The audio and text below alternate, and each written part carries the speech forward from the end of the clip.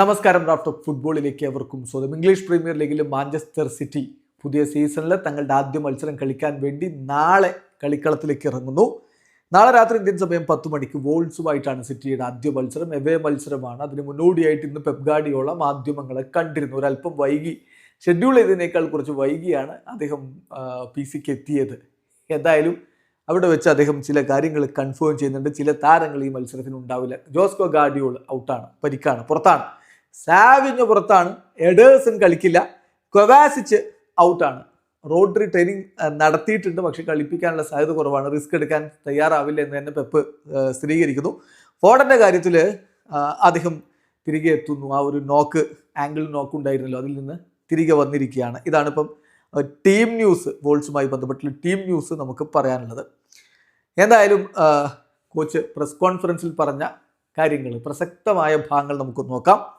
അടുത്ത പോയ സീസൺ അത്ര മികച്ചതായിരുന്നില്ല. അപ്പോൾ അടുത്ത സീസണിനെ കുറിച്ചുള്ള പ്രതീക്ഷ ചോദിച്ചപ്പോൾ അദ്ദേഹം പറഞ്ഞ മറുപടി, സിഗ്നൽസ് ഒക്കെ നല്ലതാണ്, അടുത്ത സീസൺ ബെറ്റർ ആവും എന്നുള്ള സിഗ്നൽസ് ആണ് കിട്ടുന്നത്. പിന്നെ വേണമെങ്കിൽ വളരെ മോശവുമാവാം. എന്താ സംഭവിക്കുന്നത് ആർക്കറിയാം. അതാണ് പെപ്പ് അദ്ദേഹത്തിൻ്റെ സ്വതസിദ്ധമായ ശൈലിയിൽ പറയുകയാണ്. പിന്നെ ഏതൊക്കെ താരങ്ങൾ ഇനിയും പോകും എന്നതിനെക്കുറിച്ചുള്ള ചോദ്യത്തിന് ഐ ഡോണ്ട് നോ, എനിക്കറിയില്ല. അറ്റ് ദി എൻഡ് ഇനിയിപ്പം ഇവിടെ മാർക്കറ്റ് 3 ആഴ്ച കൂടി ഓപ്പൺ ആണ്. സൗദി അറേബ്യയിൽ അതും കഴിഞ്ഞിട്ട് വീണ്ടും കുറച്ച് സമയം കൂടി ഓപ്പൺ ആയിരിക്കും. അപ്പോൾ എന്തും സംഭവിക്കാം, എനിക്കതിനെക്കുറിച്ച് ഇപ്പോൾ പറയാൻ പറ്റില്ല എന്നാണ് അദ്ദേഹം പറഞ്ഞത്. സാവിഞ്ഞോയുടെ കാര്യം എടുത്ത് ചോദിച്ചു. സാവിഞ്ഞോ ടോട്ടനാമിലേക്ക് പോയേക്കും എന്ന തരത്തിലുള്ള വാർത്തകൾ വരുന്നുണ്ടല്ലോ. അപ്പോൾ അതിനെക്കുറിച്ച് ചോദിച്ചപ്പോൾ അദ്ദേഹം പറഞ്ഞ മറുപടി, എനിക്കറിയില്ല. ഇപ്പോൾ ടോട്ടനാമിന് ഒരു കളിക്കാരനെ വേണമെങ്കിൽ എന്താ ചെയ്യേണ്ടത്? അവർ ഞങ്ങളെ വിളിക്കണം. ഇപ്പോൾ ഞങ്ങൾക്കൊരു കളിക്കാരനെ വേണമെങ്കിൽ ഞങ്ങൾ മറ്റൊരു ക്ലബിനെ വിളിക്കണമല്ലോ. അങ്ങനെ തന്നെയാണ് ഇവിടെ കാര്യം നടക്കേണ്ടത്. ഇപ്പം എന്നെ സംബന്ധിച്ചിടത്തോളം ഞാനാകെ കൺസേൺഡ് ആയിരിക്കുന്ന കാര്യം, സാവിഞ്ഞോ ഇപ്പോൾ ഞങ്ങളുടെ കളിക്കാരനാണ്, ഇവിടെ ഉണ്ട്. ഈ സീസണിൽ അദ്ദേഹം ഇവിടെ ഉണ്ടാവണം. ഹോപ്പ്ഫുള്ളി ഫോർ മെനി ഇയേഴ്സ് അദ്ദേഹം ഇവിടെ ഉണ്ടാവണം എന്നാണ് ഞാൻ ആഗ്രഹിക്കുന്നത്. കാരണം അവന് 21 വയസ്സേ ഉള്ളൂ, നല്ല പൊട്ടൻഷ്യൽ ഉണ്ട്, ഒരുപാട് മിനിറ്റ് അവനെ കൊണ്ട് കളിക്കാനും പറ്റും. ഫൈനൽ ഡിസിഷനിൽ ഒന്ന് ഇമ്പ്രൂവ് ആവണമെന്ന് മാത്രമേ ഉള്ളൂ. അവരൊരു എക്സ്ട്രാ ഓർഡിനറി പ്ലെയർ ആണ്. പക്ഷേ അറ്റ് ദി എൻഡ് താരം എന്ത് ചിന്തിക്കുന്നു, ഇവിടെ തുടരണോ വേണ്ടയോ എന്നുള്ളത് തീരുമാനിക്കേണ്ടത് താരം തന്നെയാണ്. അതനുസരിച്ചാണ് കാര്യങ്ങൾ പോവുക.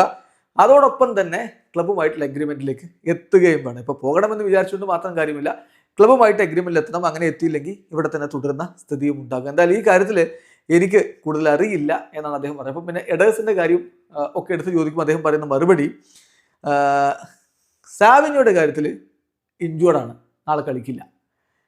സോറി, ഞാനത് ഓർത്തില്ല. പാലർമോയിൽ വെച്ച് തന്നെ അവന് പരിക്കുണ്ടായിരുന്നു. കുറച്ച് ആഴ്ചകൾ അവൻ പുറത്തായിരിക്കും. പിന്നെ എഡേഴ്സിന്റെ കാര്യത്തിൽ എഡേഴ്സിന് നാളെ കളിക്കില്ല എന്നാണ് കോച്ച് പറഞ്ഞത്. അപ്പോൾ ഇതിൽ ശ്രദ്ധിക്കേണ്ട ഒരു കാര്യം, എഡേഴ്സിന് ഇന്നലെ ട്രെയിനിങ് നടത്തിയതാണ്. ഇനിയിപ്പോൾ പറഞ്ഞു എഡേഴ്സിന് പരിക്കുണ്ടാവാൻ കളിക്കില്ല എന്ന്. അപ്പോൾ എന്തോ അവിടെ സംഭവിക്കുന്നുണ്ടെന്ന് വേണമെങ്കിൽ പറയാം. അപ്പം എഡേഴ്സൺ ക്ലബ്ബ് വിട്ടു പോകുമോ എന്നുള്ള ചോദ്യത്തിന് അദ്ദേഹം പറയുന്ന മറുപടി, എഡേഴ്സൺ എൻ്റെ അടുത്തേക്ക് വന്നിട്ട് എനിക്ക് ഓഫറുണ്ട് എന്നൊന്നും പറഞ്ഞിട്ടില്ല. എന്തായാലും ഇവിടെയുള്ള എല്ലാ പ്ലേയേഴ്സും ഇപ്പോൾ എൻ്റെ പ്ലേയേഴ്സാണ്, അവരോടൊപ്പം തന്നെ ഞാൻ വർക്ക് ചെയ്ത് പോകുന്നത്. ഇനി ഭാവിയിൽ എന്ത് സംഭവിക്കും എന്നുള്ളത് എനിക്കറിയില്ല. പിന്നെ എഡേഴ്സണാവട്ടെ അതുപോലെ സാവിഞ്ഞോ ആവട്ടെ, അവർക്ക് പോകണമെങ്കിൽ, ഏത് കളിക്കാരനാവട്ടെ, അവർക്ക് പോകണമെങ്കിൽ എൻ്റെ അടുത്ത് വരണം, എന്നിട്ട് എന്നോട് പറയണം ഞങ്ങൾക്ക് പോകണമെന്ന്. കാരണം ഞാൻ അവരോടൊപ്പം അല്ലേ വർക്ക് ചെയ്യുന്നത്. ഇപ്പോൾ അങ്ങനെ ആരും വന്നിട്ടില്ലെന്നേ. ഇപ്പോൾ അവർക്ക് പോകണമെങ്കിൽ, if they want to leave, തീർച്ചയായിട്ടും അവരെൻ്റെ വാതിൽ മുട്ടണം, അവർ മുട്ടും.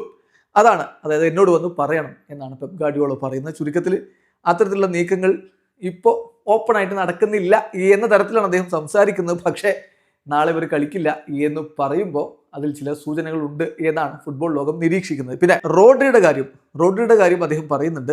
റോഡ്രി ഇപ്പം വളരെ പെട്ടെന്നാണ് തിരികെ എത്തിയിട്ടുള്ളത്.